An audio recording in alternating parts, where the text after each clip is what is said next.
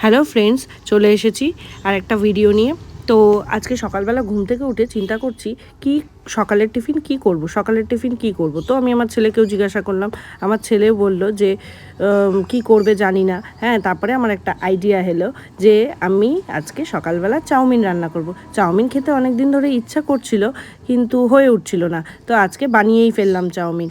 গাজর সমস্ত সবজি দিয়ে চাউমিন বানিয়ে ফেললাম। প্রথমে চাউমিনটাকে সিদ্ধ করতে বসিয়ে দিলাম।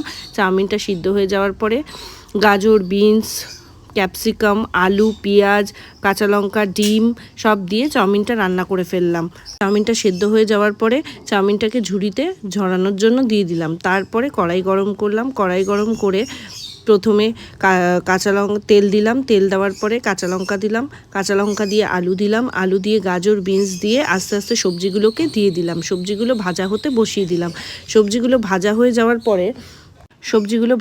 যাওয়ার পরে চাউমিনটা দিয়ে দিলাম। চাউমিনটা দিয়ে প্রথমে ডিম ফাটিয়ে দিলাম, তারপরে চাউমিনটা দিয়ে দিলাম। চাউমিনটা দিয়ে আস্তে আস্তে আর সাইডে দেখো, সাইডে চা রান্না হচ্ছে, চা করছি।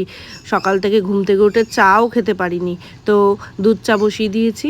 আর এদিকে তেল গরম হচ্ছে। তেল গরম হওয়ার পরেই সমস্ত সবজিগুলো দিয়ে ডিম ফাটিয়ে দিয়ে তারপরে নাড়াচাড়া করে চাউমিনটা দিয়ে দিলাম। চাউমিনটা দিয়ে মশলা দিয়ে চাউমিনটাকে রান্না করে ফেললাম। তোমরা দেখো তো, তোমরা কে কে বাড়িতে এইভাবে চাউমিন রান্না করে খাও, আমাকে কমেন্ট বক্সে অবশ্যই জানিও। আর ভিডিওটা ভালো লাগলে অবশ্যই লাইক, কমেন্ট, শেয়ার করে দিও। আর আরও এরপরে ভবিষ্যতে আরও এরকম নতুন নতুন কন্টেন্ট পাওয়ার জন্য আমার পেজটাকে সাবস্ক্রাইব করে দিও। ওকে, প্লিজ দেখতে থাকো।